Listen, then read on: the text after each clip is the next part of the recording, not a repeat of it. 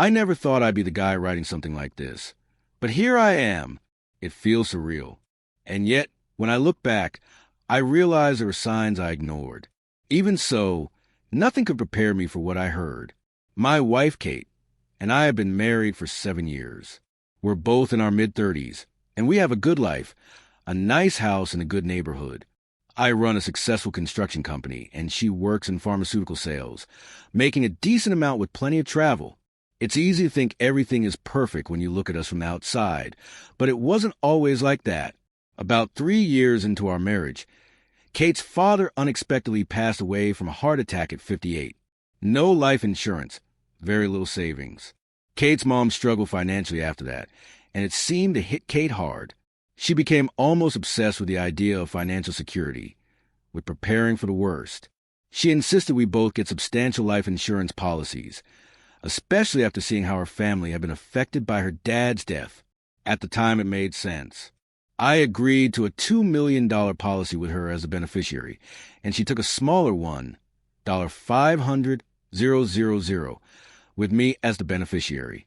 Over time, Kate would often bring up the topic, making casual comments about how at least we were covered if something happened to me. Initially, I thought it was just a lingering anxiety from her dad's death. But as the years went by, I began to sense that something was off, though I didn't think much of it at the time. Last Sunday, we hosted our annual summer barbecue for her family. About 20 people in our backyard. Her mom, her sister Emily, her brother-in-law, cousins, everyone. It was a typical gathering, but I always felt like an outsider. Her family is tight-knit with so many inside jokes and references that no matter how hard I tried, I never quite fit in. I was on grill duty, making small talk, playing part of the good host. At one point, we ran low on ice, so I headed inside to grab some from the garage.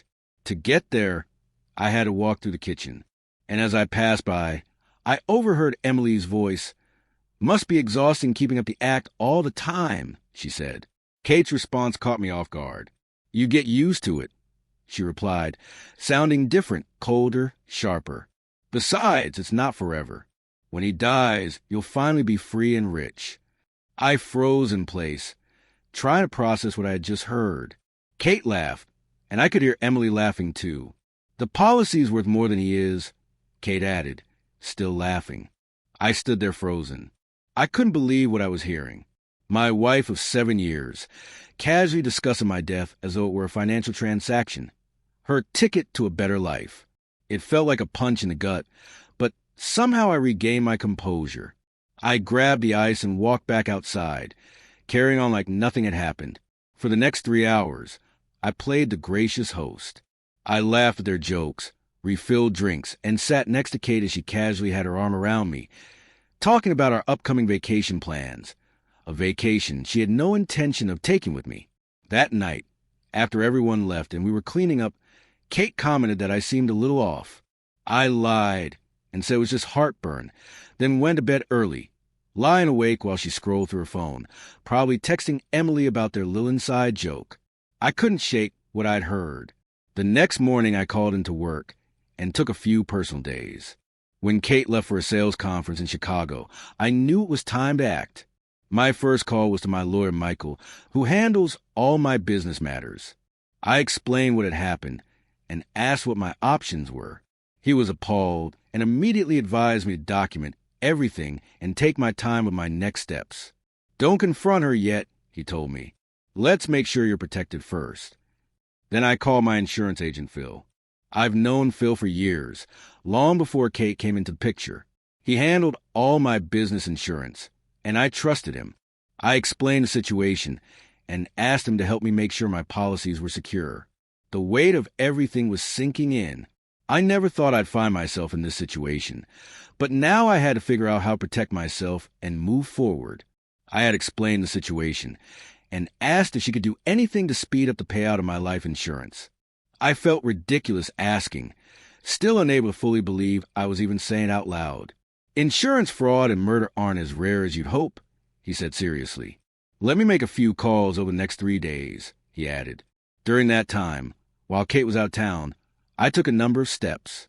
I met with Michael and his partner, who specializes in family law.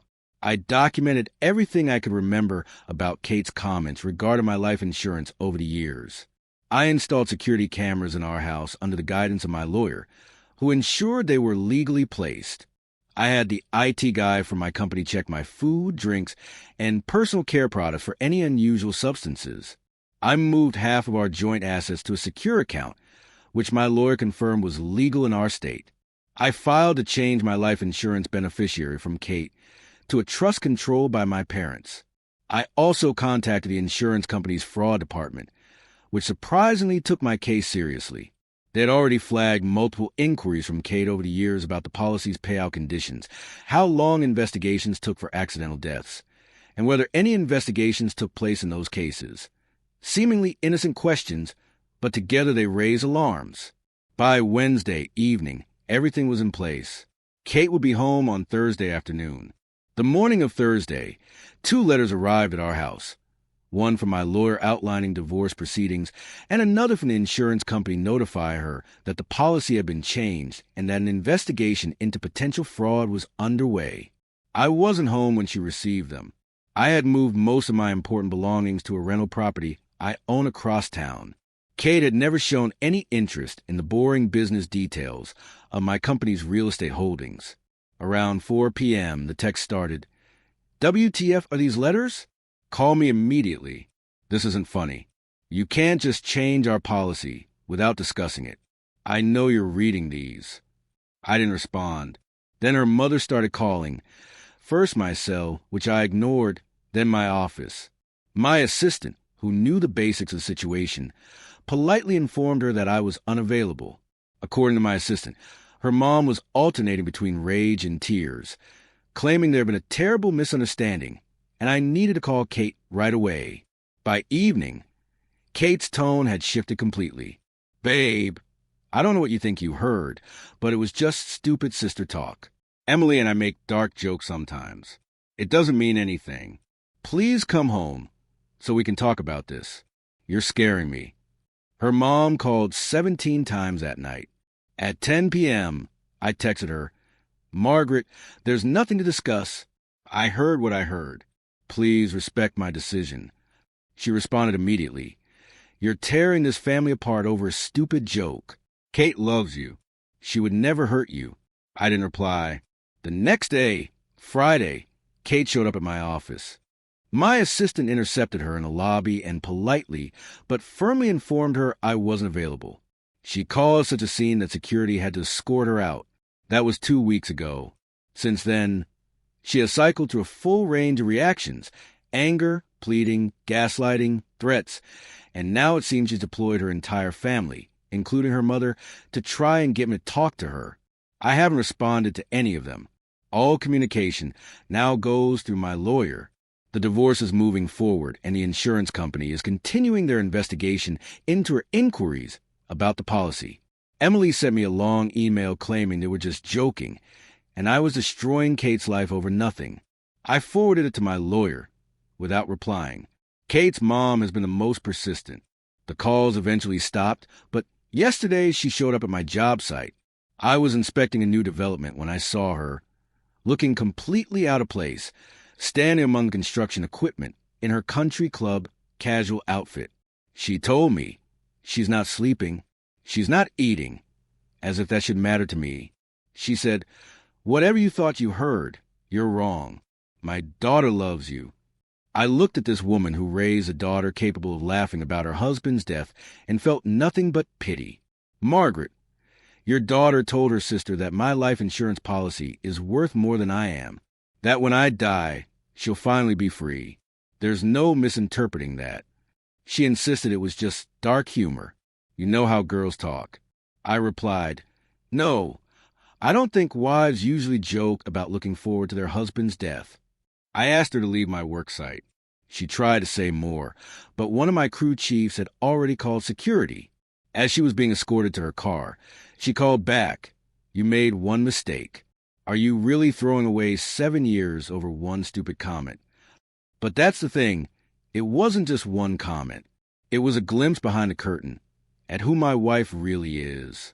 Someone who sees me as a meal ticket, alive or dead, Someone who laughs about my death with her sister, like they're discussing a future vacation.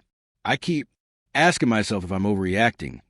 Then I remember the cold, casual way she said, "The policy's worth more than he is," and I know I'm not. The divorce should be finalized in a few months. Kate has finally stopped trying to contact me directly and has hired her own lawyer. My business is doing well, and I'm looking at houses in a different neighborhood. I'm sharing all of this because I still sometimes doubt myself. Was it just a joke, like they all insist? Am I throwing away a 7-year marriage over a single overheard conversation? Then I remember how easily I played the role of the oblivious husband, serving burgers at that barbecue and making small talk with people who were laughing behind my back. And I realize Kate wasn't the only one who'd been acting during our marriage. The difference is I'm not acting anymore.